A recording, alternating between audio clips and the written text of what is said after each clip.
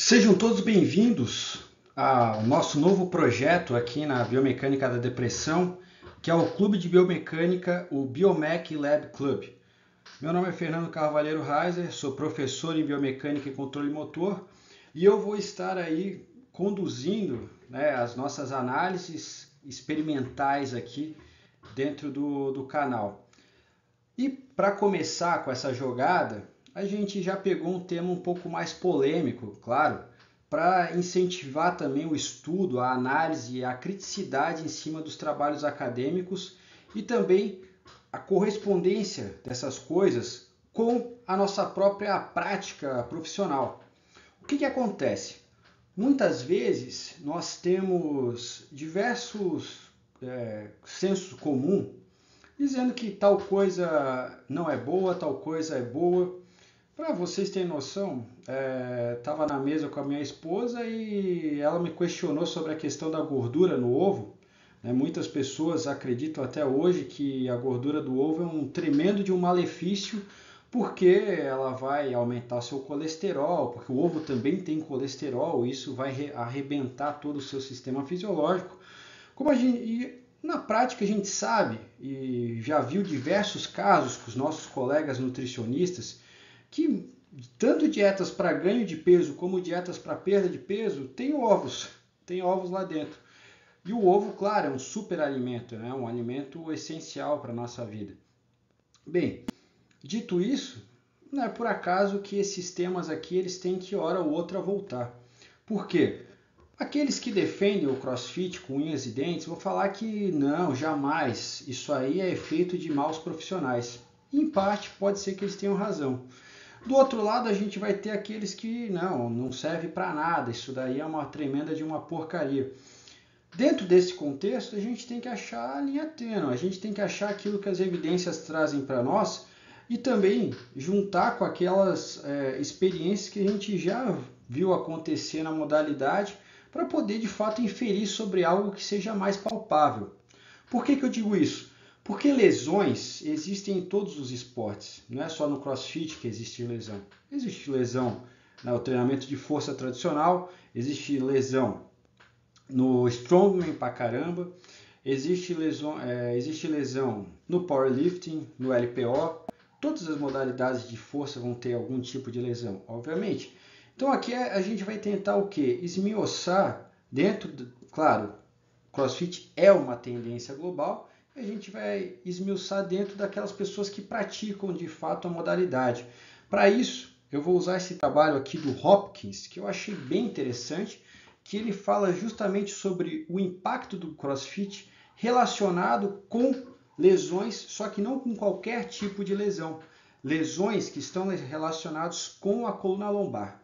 Por quê? Porque se a gente fala lesão, determinado esporte lesiona, determinada prática lesiona, mas lesiona exatamente o quê? A gente tem que sempre partir de um pressuposto para poder, de fato, identificar aquilo que está mais perto de afetar a pessoa que a pratica, obviamente.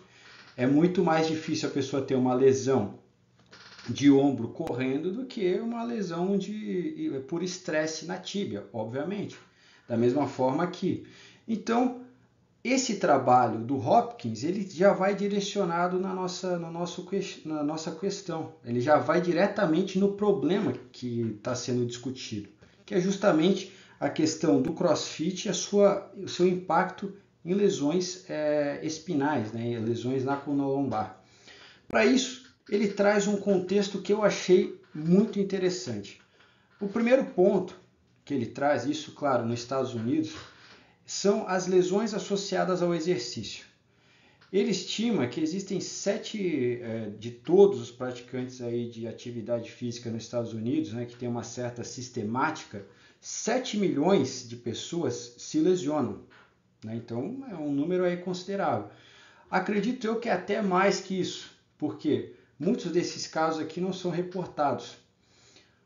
4,3 milhões, ou seja, 60% dessa amostra que ele está considerando, dão entrada num pronto-socorro.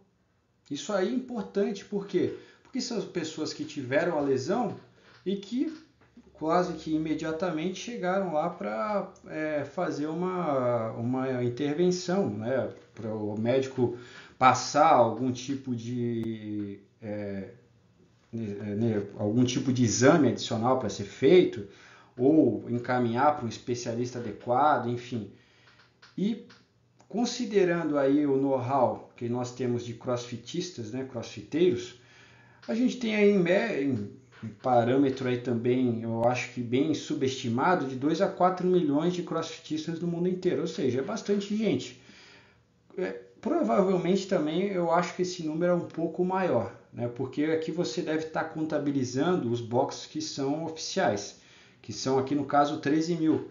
Mas bem provável aí que devido à quantidade de lugares que não tem o logo nem a chancela, seja esse número também maior. Logo, por que é o nosso interesse em investigar o CrossFit especificamente? Porque tem muito mais gente fazendo CrossFit do que propriamente musculação. Isso aí é uma coisa bastante plausível hoje em dia. Pela estrutura que o box oferece, que ela é muito mais enxuta, né? Então é mais fácil de abrir um box do que abrir uma academia, de maneira geral. A divulgação, né, da modalidade, então isso atrai muito as pessoas, o fato de ser uma modalidade que se faz coletivamente em aulas. Então tudo isso daí são coisas que de fato acabam aumentando, né, a adesão das pessoas no CrossFit. Até mais, eu acho que na musculação, na corrida. Hoje temos muitos praticantes de corrida, mas novamente eu acredito aí que o número de crossfiteiros aí tem crescido muito, em um número muito maior. A taxa que foi encontrada de lesões no CrossFit, ela varia de 20% a 73%. Você vê aí que é um range bem absurdo. Isso aí de acordo com 2 estudos do Weizenthal e do Hack, né? Ou seja, está aí numa amplitude muito elevada se a gente for observar. Por quê? Porque 20% a 73% você tem aqui, ou de 10 pessoas, 2 vão, né, se lesionar, ou de 7 pessoas, de 10 vão se lesionar. Outro ponto é que, aqui é um dado mais consistente, 7%, né, do pessoal que acaba se lesionando dentro desse grupo, acaba necessitando de cirurgia, de uma intervenção cirúrgica. Isso aqui é importante, porque são intervenções que também oneram Estado, oneram mesmo planos de saúde e tudo mais. Então é importante a gente ter essas noções, porque uma cirurgia não é barata. Uma cirurgia simples aí pode custar, ortopédica pode custar 100 mil, 200 mil, não é algo aí para a gente deixar passar em branco. E as lesões musculares, elas vão variar bastante, até chegando à famosa rhabdo, né? O que é a rhabdo? A rhabdomiólise é justamente um processo inflamatório altamente absurdo que ocorre dentro do sistema, nosso sistema fisiológico normal, que acaba por destruir as células musculares, né? E a partir dessa destruição, né, vamos dizer assim, um catabolismo supra-exagerado, né, devido ao estresse causado pelo exercício, ele vai arrebentando todas as células que estão ao redor, causando aumento de toxicidade também dentro do corpo, e você vai, a partir desse mecanismo, tendo um processo que às vezes até precisa de uma internação hospitalar, né, devido à potência, né, desse problema. A rhabdomiólise, para você ter noção, é algo que é uma lesão, né, uma doença que ocorre com pacientes que estão tratando de câncer, né? Então você vê que o nível de estresse que chega o sujeito, né, que às vezes não tem tanta habilidade ou está começando a pegar a manha, ali é um cara intermediário e ele quer chegar no alto nível, é muito maior do que aquilo que ele pode aguentar, né? Por isso que é importante a gente fazer essa análise. Eu conheço gente, né, que mal começou a praticar esporte de força e já teve lesões nos punhos, né, por causa dos levantamentos, porque não está acostumado, o antebraço ainda não está preparado. Então isso tudo aí tem que ser levado em conta, com certeza.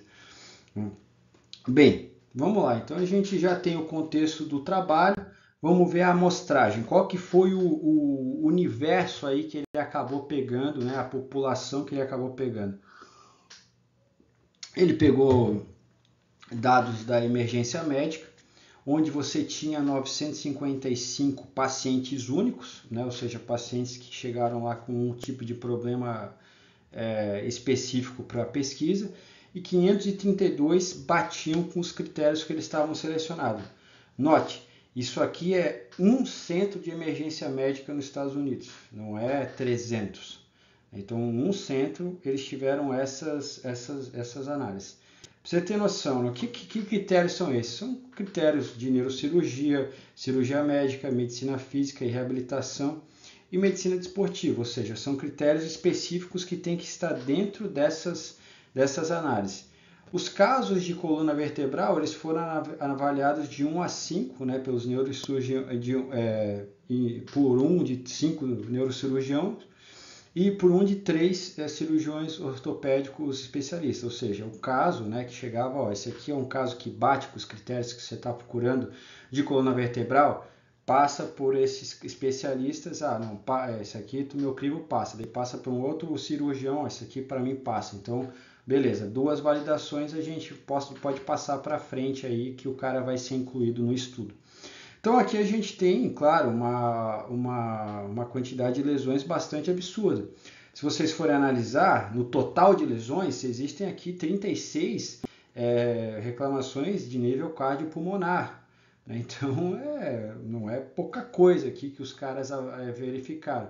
Isso aqui, claro, num tempo aí de aproximadamente 5 anos de trabalho, mas você vê que é de fato uma coisa que você precisa levar em conta, né? Não é qualquer brincadeira, obviamente. Qual que foram as idades aí dos participantes de maneira geral? 37 anos, o que é uma idade muito interessante, muito específica de quem costuma praticar CrossFit. Hoje em dia você tem muitos adultos que não gostam muito do ambiente da sala de musculação, do treinamento de ferro tradicional, aquela coisa mais tosca, e quer um ambiente que é mais aberto, mais arejado, tipo um boxe. Isso de fato é uma preferência dessas pessoas, né? De uma preferência intertemporal, se a gente for analisar. E por isso que essa margem de idade ela até tem uma média de 37, ou seja, você vai ter realmente pessoas aí que estão algumas estão chegando à meia idade, mas estão ali chegando perto dos 40, tem muita gente nessa faixa de idade que procura o CrossFit, né? Então isso é algo que ocorre mesmo.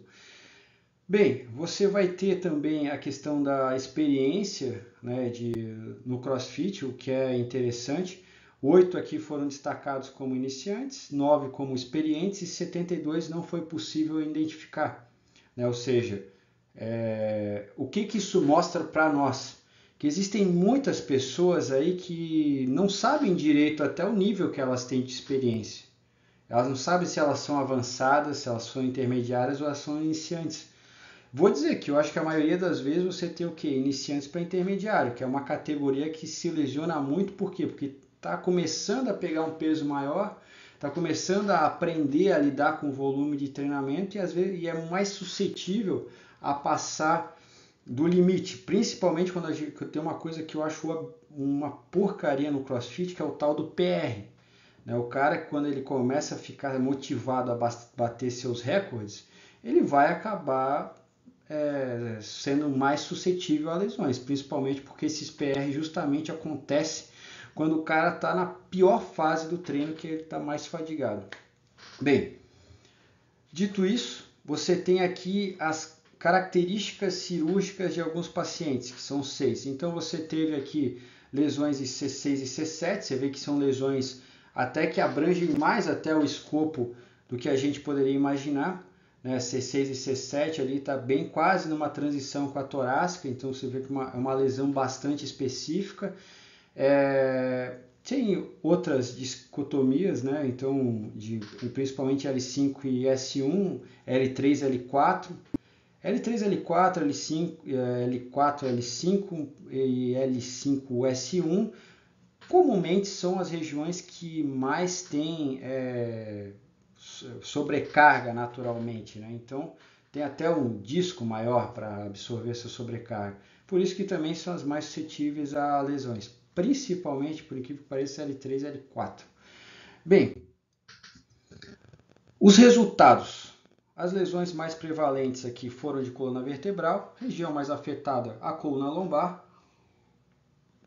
Isso aqui é um dado importante, que é a duração dos sintomas, 6,4 com mais ou menos 15 meses, ou seja, teve gente que ficou quase 2 anos praticamente com esse sintoma de dor.